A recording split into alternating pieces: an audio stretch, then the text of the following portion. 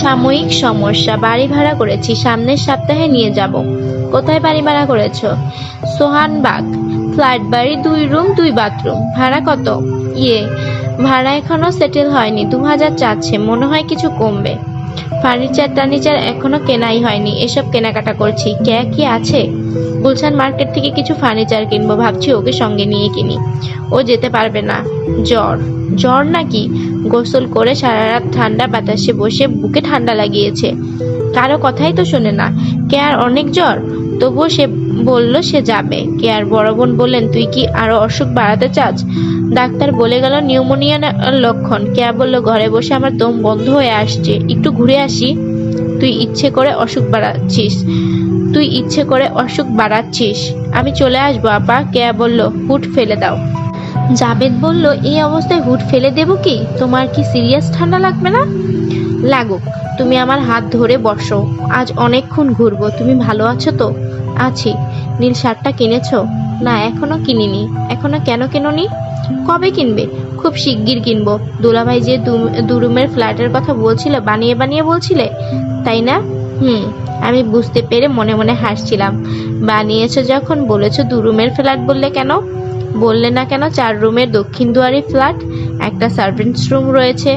চলো ফিরে যাই কিয়া। না, এখন ফিরবো না, অনেক রাত পর্যন্ত ঘুরবো। তোমার মামার অবস্থা কি?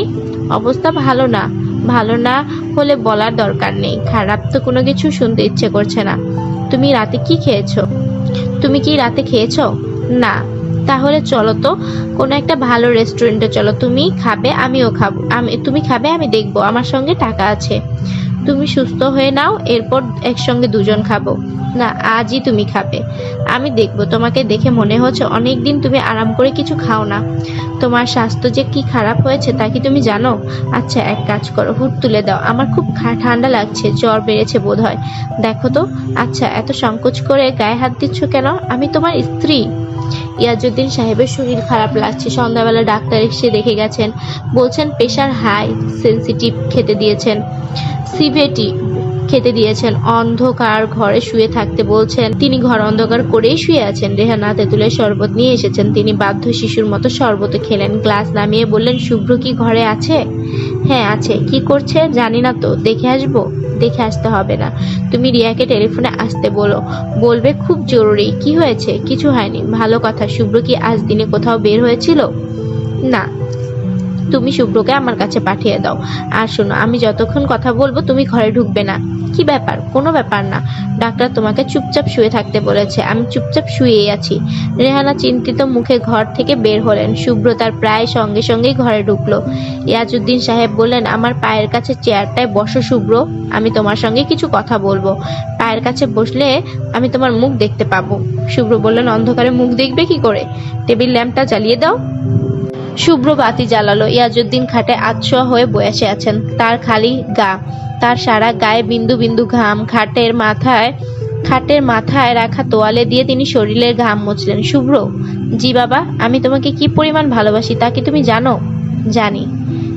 না, তুমি জানো না। শুভ্র হেসে ফেললো। ইয়াজউদ্দিন সাহেব কঠিন গলায় বললেন, হাসলে কেন?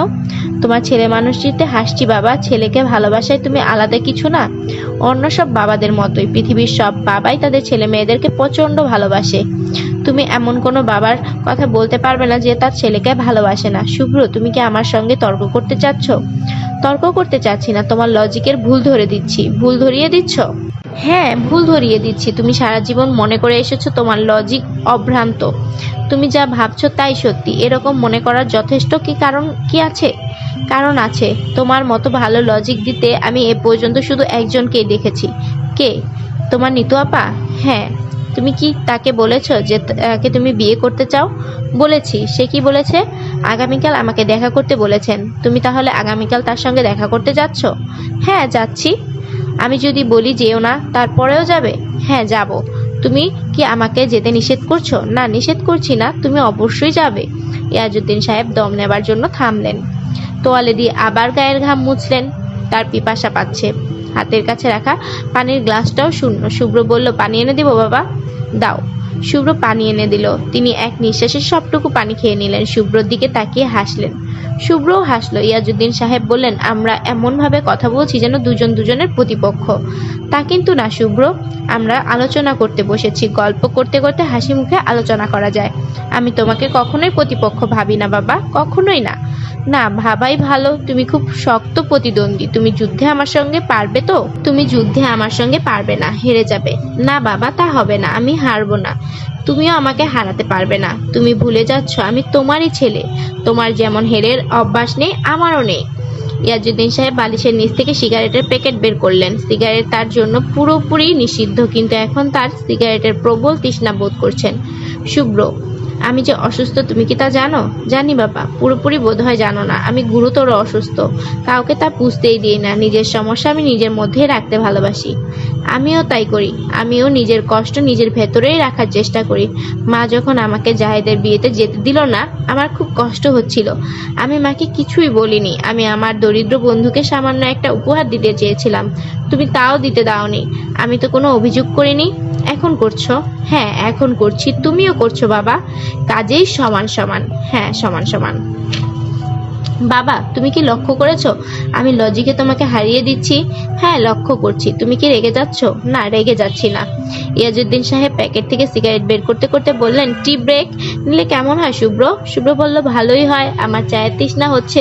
তোমার মাকে চা দিতে বলি, বলো, এবং মাকে এখানে আসতে বলো বাবা। মা কেন আলোচনার বাহিরে থাকবে? তার বাইরে থাকাই ভালো। আমি এখন কিছু কিছু কঠিন কঠিন কথা বলবো তোমাকে। কঠিন কথা বললে তোমার মা সহ্য করতে পারে না, সে হইচই করতে থাকবে। আমি হইচই সহ্য করতে পারি না। তোমার কঠিন কথাগুলো কি বলো তো শুনি বাবা। কঠিন কথা হলো, আমি আজ থেকে অবসর নিয়েছি।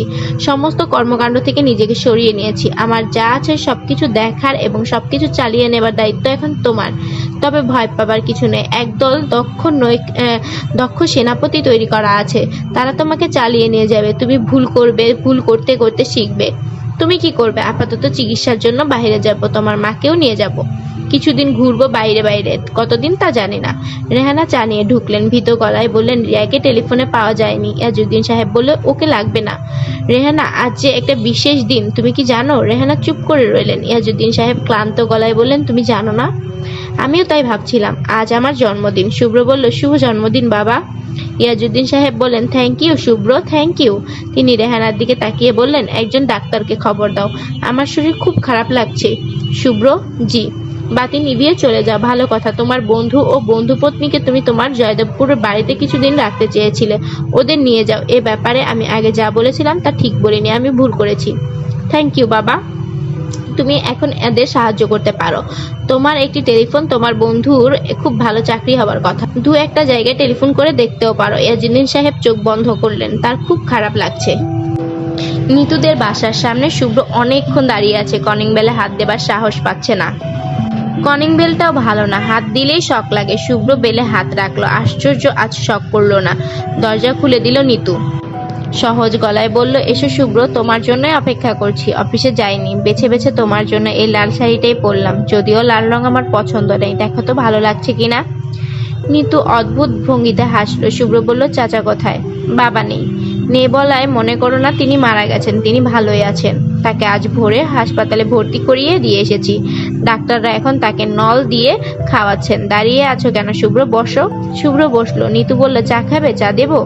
সেজে গুছিয়ে আছি, এ অবস্থায় রান্নাঘরে যেতে ইচ্ছে করে না।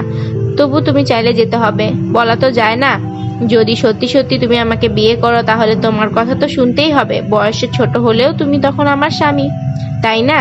নিতু খিলখিল করে হেসে ফেললো। হাসতে হাসতে তার চোখ দিয়ে পানি এসে গেল।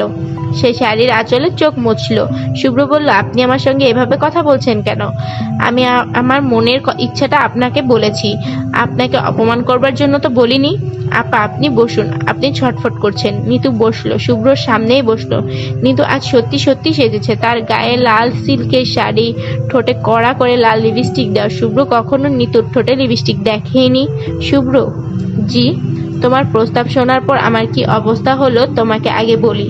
প্রথমে খুব হাসলাম, শব্দ করে হাসলাম। আমার পাশে যে টাইম স্পিড ছিল আরতি, সে বলল, দিদি এত হাসছেন কেন?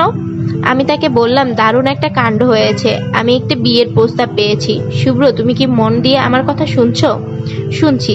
আরতি বলল, বিয়ের প্রস্তাব পেয়েছেন? তাহলে তো ভালো কথা, এতে হাসির কি হলো? ছেলে কেমন? কি করে? আমি বললাম ছেলে রাজপুত্রের মতো, এবং এই ছেলে জীবনে কোনো পরীক্ষায় কখনো সেকেন্ড হয়নি। তার টাকা পয়সা যে কত আছে সে নিজেও জানে না। শুভ্র, আমার কথা শুনছো? শুনছি। আমাকে বিয়ের ইচ্ছা এখনো তোমার মনে আছে তো, নাকি মত বদলেছে? মত বদলায়নি। গুড। এখন বলো কেন বিয়ে করতে চাও? আমার রূপের জন্য? আমি কি খুব রূপবতী? আপনি রূপবতী, তবে রূপ তেমন বড় কিছু নয়। ঠিকই বলেছো, রূপ বড় কিছু নয়। অতি বিত্তবানদের কাছে রূপ বড় কিছু না, কারণ রূপ তারা চারিদিকে দেখেছে। রূপ তাদের কাছে সহজলভ্য। রূপ নিম্নবিত্তদের জন্য গুরুত্বপূর্ণ। ঠিক বলছি না? হ্যাঁ, ঠিক বলেছেন। তাহলে বলো কেন আমাকে তোমার এত পছন্দ হলো? তোমার মুখ থেকে শুনি। আপা, আমি জানি না, বিশ্বাস করুন, জানি না। আমার মনে হয় আমি জানি। আমার শরীরটাই তোমাকে মুগ্ধ করেছে। লজ্জা পেও না শুভ্র, তাকাও আমার দিকে। ভেরি গুড, এই তো তাকাচ্ছ। ভীতু টাইপের স্বামী আমার পছন্দ না। শুভ্র বলল, আপা আমি এক গ্লাস পানি খাবো। পানি এনে দিচ্ছি, কিন্তু খবরদার আপা ডাকবে না। যাকে বিয়ে করতে চাও তাকে আপা ডাকতে অস্বস্তি লাগছে না? নিতু পানি এনে দিল। শুভ্র পানি শেষ করলো। নিতু বলল, আমার কথা বোধ হয় এলোমেলো হয়ে যাচ্ছে। কেন জানো? কাল রাতে ঘুমই হয়নি, সারা রাত ছটফট করেছি। বাবা জিজ্ঞেস করলেন, তোর কি হয়েছে? একবার ভাবলাম বলি শুভ্র আমাকে বিয়ে করতে চাচ্ছে। এই উত্তেজনায় আমার ঘুমই হচ্ছে না। শেষে বললাম না, বাবাকে কষ্ট দিতে ইচ্ছে করলো না। আমি কি করলাম জানো শুভ্র? সারা রাত বারান্দায় হাঁটাহাঁটি করলাম, দুবার মাথায় পানি ডাললাম। তারপর ঠিক করলাম তুমি যখন আসবে তখন তোমাকে বলবো আমার শরীরটাই তোমার দরকার। বেশ তো, শরীরটা কিছুক্ষণের জন্য তোমাকে দেব, তার বদলে মোটা অঙ্কের কিছু টাকা তুমি আমাকে দাও। টাকাটা পেলে আমার লাভ হবে। বাবাকে দিতে পারবো। তিনি শান্ত হবেন, ঘর ভাড়া করে একা একা থাকবেন। তার সেবার জন্য কিছু লোকজন থাকবে। আমার বুদ্ধিটা ভালো না শুভ্র? শুভ্র এক দৃষ্টিতে তাকিয়ে আছে। নিত্যু বলল, কথা বলছো না কেন? তুমি চাইলে আমি সব কাপড় খুলে ফেলতে পারি। ঘরে কেউই নেই। তবু তোমার কাছে যদি মনে হয় ঘরে বেশি আলো, তাহলে জানালা বন্ধ করে দিতে পারি। শুভ্র কিছু বলার আগে নিতু উঠে জানালা বন্ধ করে দিল। ঘর আবছা অন্ধকার হলো। নিতু বলল, অন্যদিকে তাকাও শুভ্র। নগ্ন হয়ে প্রেমিকের সামনে আসা কঠিন নয়, কিন্তু প্রেমিকের সামনে নগ্ন হওয়া বেশ কঠিন। শুভ্র বলল, আপা কেন আপনি আমাকে কষ্ট দিচ্ছেন? আমি আপনাকে আর বিরক্ত করব না, চলে যাব আমি। কিন্তু আপা, কখনোই আপনাকে অপমান করতে চাইনি। তবু আপনি আমার কথায় অপমানিত হয়েছেন। I am sorry. নিতু লক্ষ্য করলো শুভ্র কাঁদছে, ছোট শিশুর মতোই কাঁদছে। নিতু কোমল গলায় বলল, তুমি সাবেরের বন্ধু। তোমাকে আমি তার মতো করেই দেখি এবং পাগলের মতো পছন্দও করি। কেঁদো না শুভ্র, তুমি কাছে আসো, আমি তোমাকে আদর করে দিই। সাবেরের যখন খুব মন খারাপ করতো সে আমাকে জড়িয়ে ধরে কাঁদতো। আমি তাকে মাথায় হাত দিয়ে আদর করে দিতাম। শুভ্র উঠে দাঁড়ালো, শান্ত গলায় বলল, নিতু আপা আমি যাই। আপনি চাচাকে নিয়ে কোনো চিন্তা করবেন না, আমি সব ব্যবস্থা করে দিব।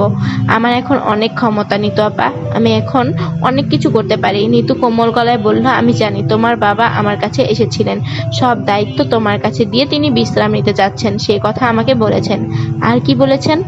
নিতু হাসতে হাসতে বলল, আরেকটা অন্যায় অনুরোধ করেছিলেন, বলেছিলেন আমি যেন তোমাকে বিয়ে করতে রাজি হই। প্রত্যাখ্যানের অপমান থেকে তিনি তোমাকে বাঁচাতে চেয়েছিলেন, কিন্তু তা হয় না শুভ্র।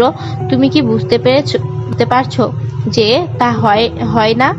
পারছি। তোমাকে দিও, চমৎকার মানুষ, আমার ওনাকে পছন্দ হয়েছে, বুঝলে শুভ্র। উনি যুক্তি দিয়ে আমাকে প্রায় বুঝিয়ে ফেলছিলেন যে তোমাকেই আমার বিয়ে করা উচিত। বাবা খুব ভালো যুক্তি দিতে পারেন। আমার ওনাকে খুব পছন্দ হয়েছে। আমি কাউকে পা ছুঁয়ে সালামও করি না, আমার ভালো লাগে না, কিন্তু তাকে পা ছুঁয়ে সালাম করেছি। সিরাজউদ্দিন সাহেবের ম্যাসিভ হার্ট অ্যাটাক হয়েছে। রেহানা স্বামীর হাত ধরে বসে আছেন, তিনি থরথর করে কাঁপছেন। অ্যাম্বুলেন্স খবর দেওয়া হয়েছে, এখনো আসছে না। শুভ্র বাড়িতে নেই। রেহানা অস্থির হয়ে পড়ছেন, মনে হচ্ছে তিনি অচেতন হয়ে পড়বেন। সিরাজউদ্দিন সাহেব স্ত্রীর অস্থিরতা দেখে হাসলেন, ক্ষীণস্বরে বললেন, শুভ্রের সঙ্গে দেখা হবে কিনা আমি বুঝতে পারছি না। যদি এই যাত্রায় আমার শেষ যাত্রা হয়, তাহলে তুমি শুভ্রকে বলবে অন্য 10 জন বাবা তার ছেলেকে যতটা ভালোবাসে, আমি তার চেয়েও বেশি, অনেক বেশি ভালোবাসি শুভ্রকে। তার মতো একটি ছেলে জন্ম দিতে পেরেছি, এই আনন্দই আমার জন্য যথেষ্ট। আমি বিপুল অর্থ ও বিত্ত শুভ্রর জন্য রেখে গেলাম। আমার দেখার খুব শখ, শুভ্র এই অর্থবিত্ত দিয়ে কি করে। আমার এই শখ বোধহয় মিটবে না। মনে হচ্ছে এই আমার শেষ যাত্রা। মৃত্যুর আগে কিছুক্ষণের জন্য সিরাজউদ্দিন সাহেবের জ্ঞান ফিরল। তিনি এদিক ওদিক তাকালেন, হয়তো শুভ্রকে খুঁজছেন। তার খুব ইচ্ছা শুভ্রকে একটু ছুঁয়ে দেখেন। তিনি ফিসফিস করে ডাকলেন, শুভ্র শুভ্র। তার চারপাশে একদল মুখোশ পরা ডাক্তার, কয়েকজন নার্স আর